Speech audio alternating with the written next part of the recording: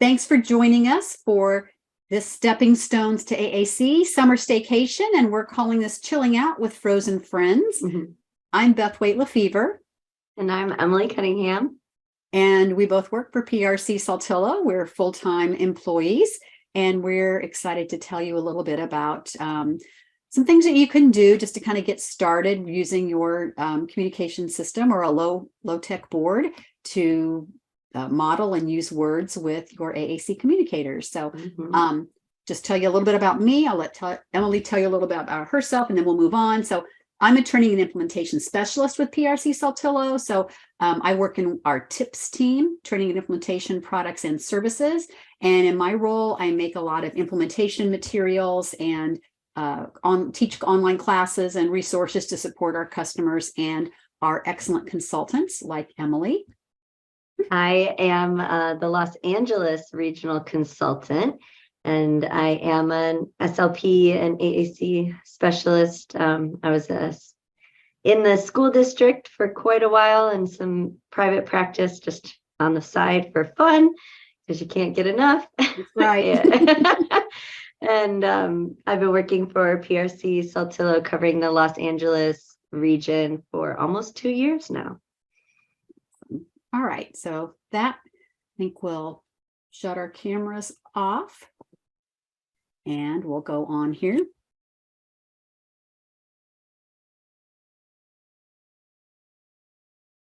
So we told you about us. We'd like to know who's here. So if you would put in the chat, if you're a parent, an educator, a paraprofessional, a speech language pathologist, behavior person, whatever you may be.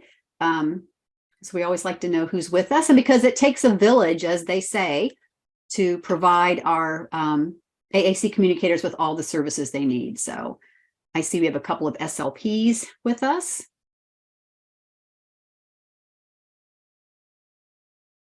Yep, and a paraprofessional working in preschool. That's awesome. So yes, we know that we need a lot of players on our team to make sure that we're providing the best services. And so this series has really been developed to help people who are beginning to use AAC systems to better understand and kind of how to get started with some very simple activities. So we were saying earlier, this is an entire series that we launched since August or September maybe. And this is the final month of that series. But you can find all of the previous ones on our YouTube channels, on our PRC brand YouTube or our Saltillo YouTube channels. A lot of really good information you might want to go back and look at if you missed those, to see if there's some things that would be of interest to you and the people you support. And Taylor, you're the sister and a caregiver of a new AAC user. Fantastic. That's wonderful. So we want to begin our AAC journey, and we want to talk about, we know that it really is a journey. And we say that a lot, and you may hear that a lot. And what that really means to us is the fact that we know that nobody starts out knowing exactly where they're going or what they're doing with AAC. Everybody starts at a certain point, and you learn and grow and move along that path as you acquire new skills. And as they say, you do better when you know better. I got into this field over 30 years ago, and you might imagine a few things have changed since then. So sometimes I play the game of, oh, if I'd only known then what I know now. And I just know that, again, I continue to change and grow and do better as I learn. So that's part of our journey, is that we learn new strategies and new skills, and then we try to adapt and offer those to help our communicators. And we know that communication partner skills, the things that we do as the people who talk with someone who uses an AAC system, really do impact how well they can interact. And there's a lot of research that shows that. So that's partly what we're doing tonight, is we're talking about ways that you as the communication partner can provide more interactive opportunities. So there's a couple of handouts you have access to, and they're basically tools that can help you along this journey. So this is a tool that can be used to kind of help you think about intentionally planning for an activity. So intentionally planning, what kinds of words might I want to use?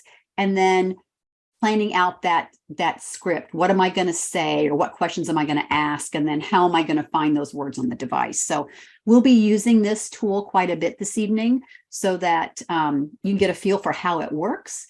And then you've got a blank copy that you can have moving forward that you can use also for yourself when you're planning these activities. So by the end of our 30 minutes together, goal is that you would know how to use this sheet in your setting and feel comfortable giving that a try.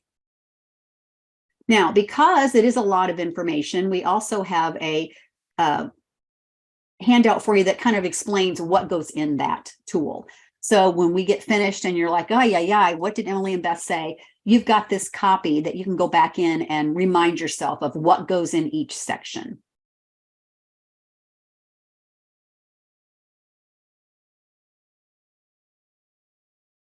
Okay, so tonight we're doing something, we called this summer staycation because honestly, we had to create this topic back in the fall. We put our series together and we knew we wanted to do something about summer staycation, something you do at home, something that's fun in the summer. And so we have a really cute activity with water.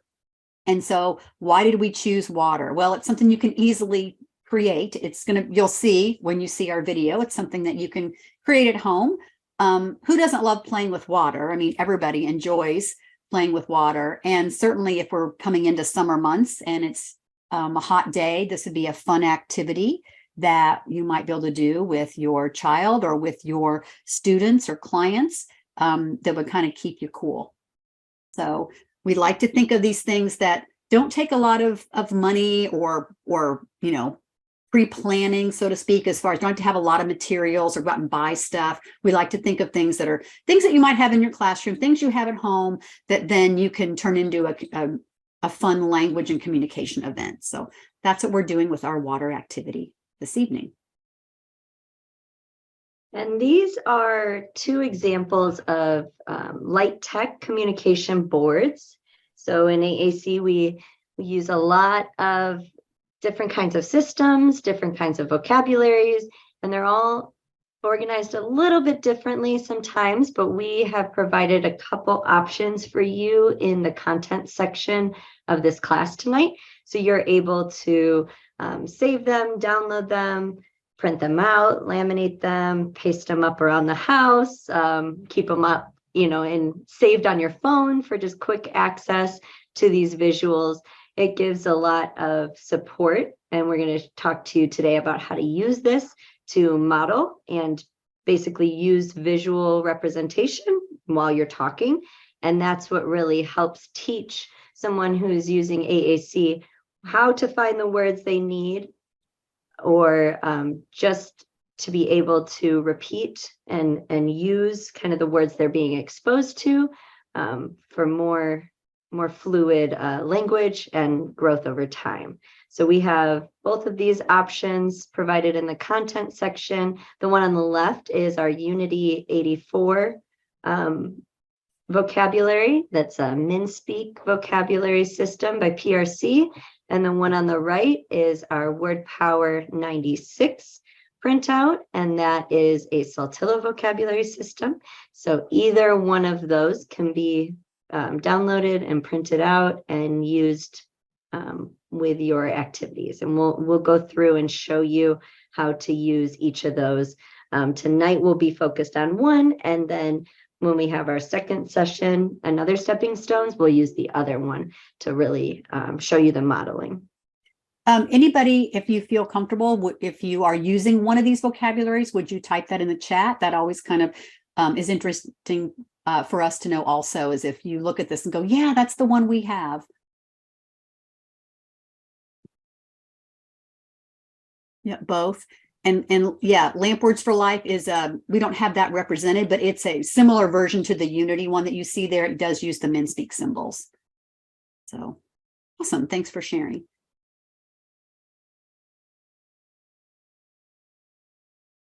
I'm sorry, Beth, I think I lost my audio. Oh. So give me 1 second. Okay. Oh, there we go. Now I can hear you. Oh, okay. Can you hear me still? Okay. Yeah, I can. Okay, so yeah, so I'm going to let Emily set this up. She did this video, and so I'm going to let her set it up a little bit here. Thanks, Beth. Okay, so this is the introduction of our activity. We picked a Frozen Friends activity where we're going to make ice cubes out of toys that we have on hand. You could use really anything that's waterproof and safe to be frozen in ice. And so this first part is without any modeling, without using any AAC to really support the language that I'm using verbally. It's just going to be me talking and kind of demonstrating what I'm doing.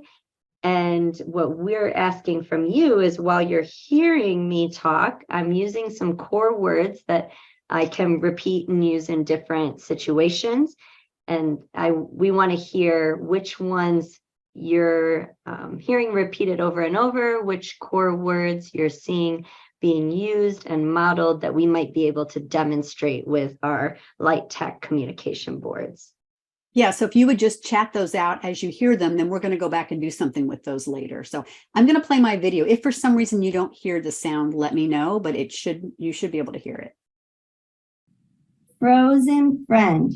I want to make some frozen friends. So I have cup. I have some toys. And we have water. So I am going to get a toy. Which toy should I do first? I have my fish. I have yellow bears. My avatar. Or red beads. Do you have a toy you want to try? I get a cup. And I need to put a toy in. Should I do my fish? The fish? Okay. I need to put the fish in the cup.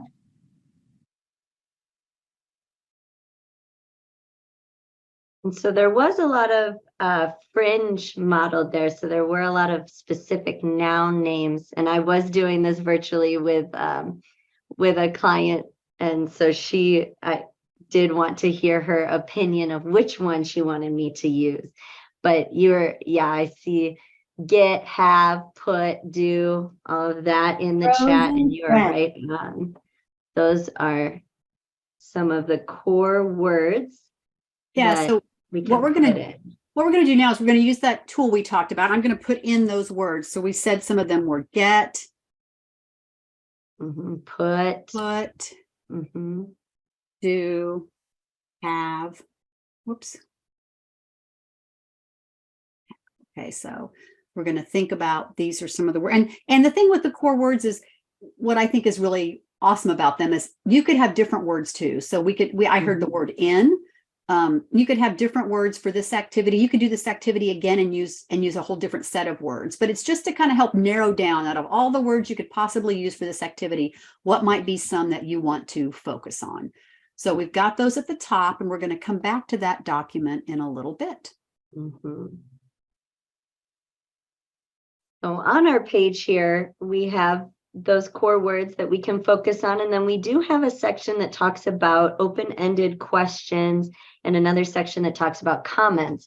So we wanted to make sure to cover the topic of open-ended questions in a way to help you understand why and how we use them, and to really see the benefit of switching your verbal speech and your modeled speech to open-ended question. It is very comfortable and natural to ask yes/no questions, or to ask close-ended questions that have a single right or wrong answer, but that doesn't really give much ability to encourage natural communication, or to allow someone to express themselves just within their own thought, or how they're feeling about something. So what we're hoping is we can help lead you to some open-ended questions for each of these target core words, so that you can shape the way you communicate by using this script, and then learn how to kind of replicate this over and over in different scenarios. So if you look at our examples here, if we had the question, do you like to play in the water? we truly only have a couple answers to that. A yes, a no, and maybe someone would say maybe or sometimes. But you don't have a lot of space for developing that into longer sentences. And it's, to be honest, a lot of times when you're asking yes, no, or close-ended questions, it's not natural to extend that into a full sentence. So do you like to play in the water? Yes. Yes, what? Yes, I like to play in the water doesn't sound as natural as an open-ended question where we might say, what can we do with the water? Wow, then I have a lot of options, a lot of ideas. Things aren't necessarily right and wrong. And I can really communicate naturally, which is a back and forth conversation. I could play, I could drink, I could cool off. I could put something in it, I could freeze it, I can melt something, I can splash. There's a whole lot of options that really allow for that interaction and that engagement when we ask these open-ended questions. So it really is thinking about how you rephrase maybe the questions that you might use to provide that opportunity. So we're going to go back to our form again, and we're going to think about these core words that we chose, like the word get, and thinking about that activity of making the little characters in the ice cubes in the water. What might be a question or a comment we might want to make during that activity where we could actually use the word get in the phrase. So type that in the chat if you would, what you think you might say as you're doing that activity and with the word get.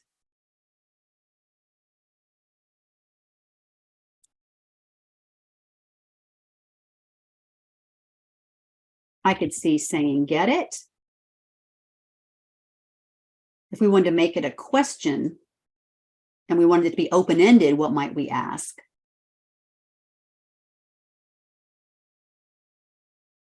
Oh, how do we get ice? Yep. We could say like, what should we get? What toy should we get? Yep. Awesome. Okay, what about the word put? Same kind of thing.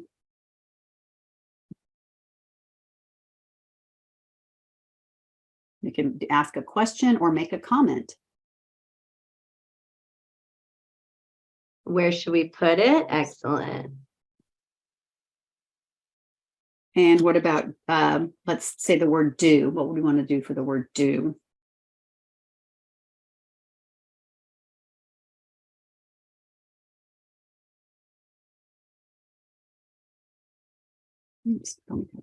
We could say, what do we need?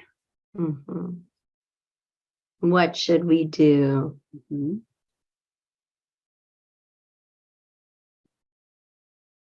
Yep. That kind of thing. Okay.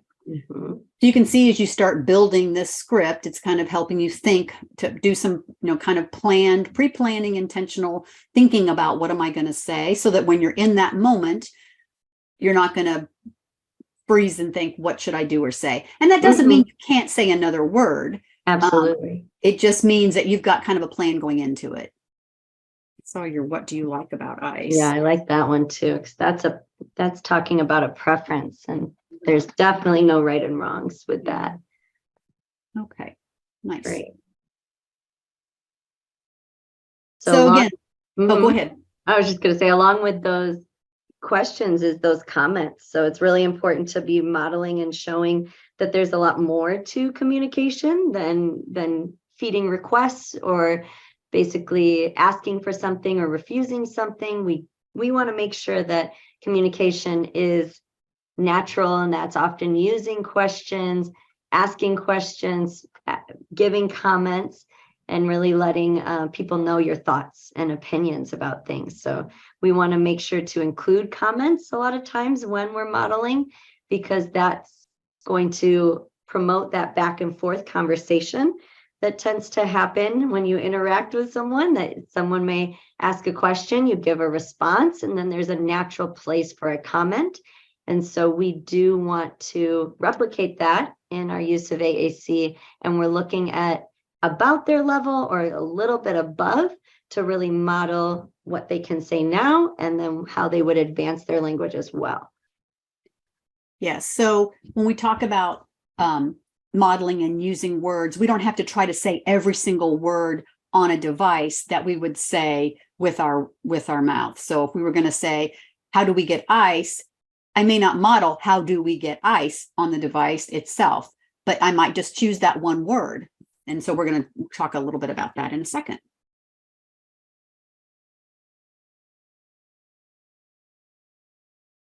Okay. Opening this one back up, let's see if we can come up with some examples of how we might comment or so respond to our questions with one word or with 2 to 3 words, so we can get some ideas of what we might say here. So if we go about the put again and we're doing a comment, what might be a natural way to respond to where should we put it or what should we do? And sometimes you can think about a comment as like narrating what you're doing. Yeah, like So an your comment instruction. might be what Mhm. I'm doing. So you could say like, I put it in. So you're Mhm. making the comment be kind of reflecting what you're doing. Or in this one, we had to put the toy in and then put water in. Mm-hmm. Yep. Okay. Something I didn't mention with the questions that I usually bring up too is I like to also use I wonder statements instead of always questions, because it can kind of feel like an interrogation or a quiz if we always ask a question. But you could say something like, I wonder what to get next. So it's kind of like a question, but it's not directly, interrogate. It's more like a pondering. You're just thinking, I wonder what to get next. But it kind of leads to, I'm expecting you to provide a response in that way. So the commenting is important. We want to make sure that we do get some of those comments in. So over here.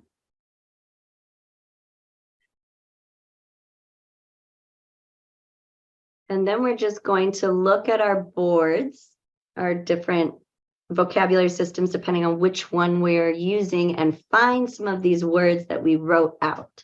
So we're filling in our sheet so that we can understand what words we're going to focus on that are available on our board, and then we're going to find them. And a great thing to do is potentially mark them ahead of time going in, so you have a better idea of where to find them.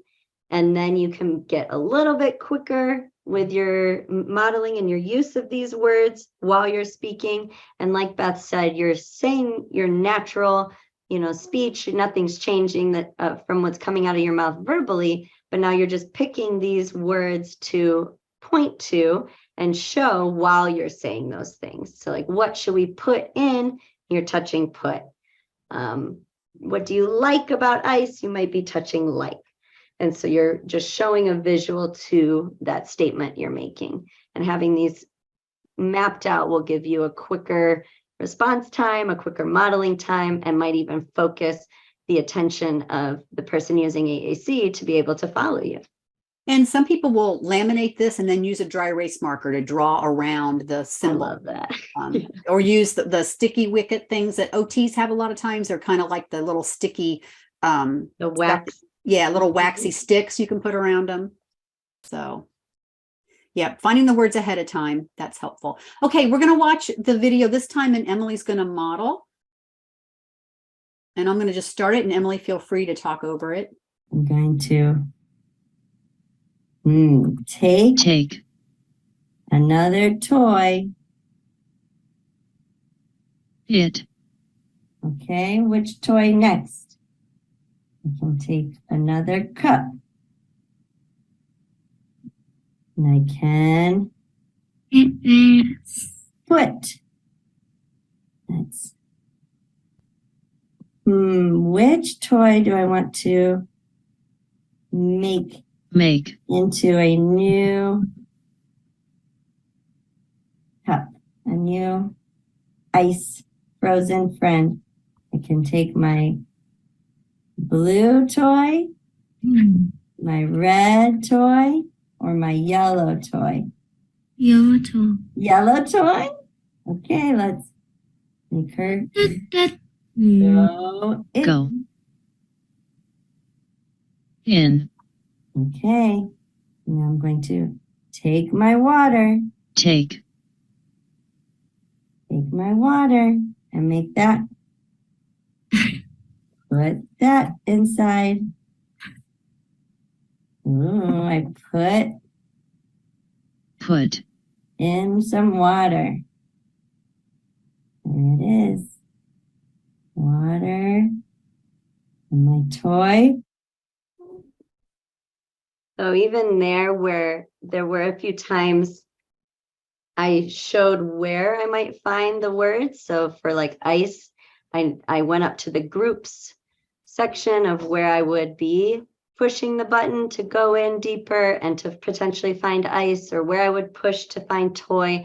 But I tried for the most part to stay on the front of the screen as much as possible, because it's a lot easier for me in the moment as I'm talking, but also easier for her to stay and follow me visually when I stay in those core words on the front of the screen. So that is kind of what replicates your board, is staying right in those core words and not going too deep into the nouns and the specific words when I'm showing.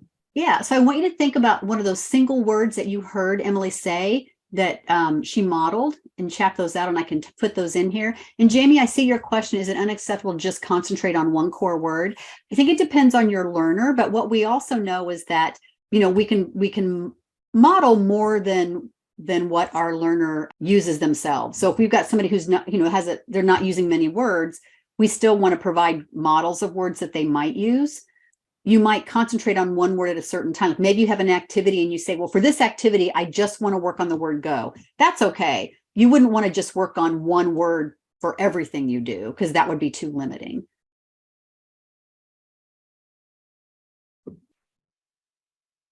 Okay, what did you guys hear Emily say? What was one of the words you heard her or saw her model?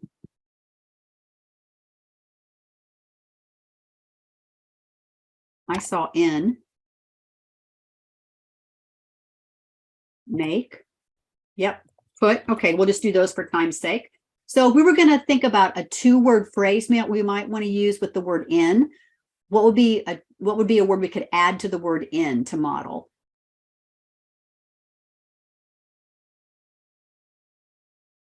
You want to take that one word and expand it to add another word to it.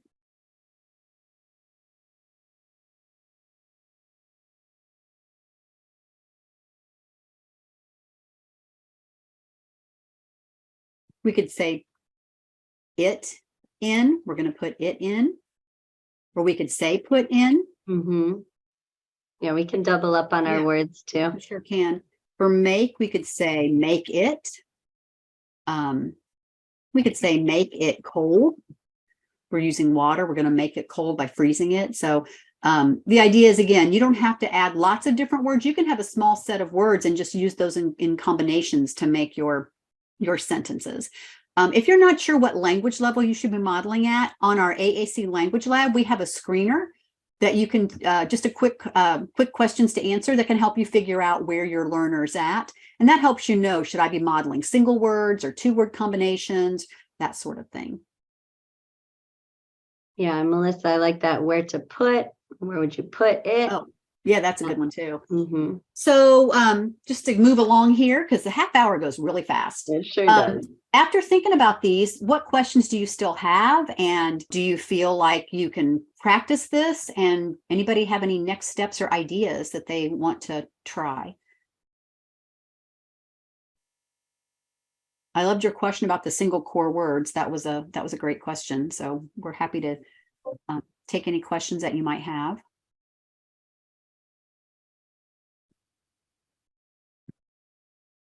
And in the second one, we'll be doing another stepping stones. We go a little bit deeper into the vocabulary and expanding that, but we also do a part 2 to the activity. So this time we were freezing and making ice cubes, but then the next one will be racing the ice cubes and seeing which one Yes, and I should have had that slide Mhm. on here, but that's June 21st. So that's in 2 weeks. And you can sign up for that on the AC Learning Journey as well. So yeah, come see the exciting conclusion to Frozen Friends.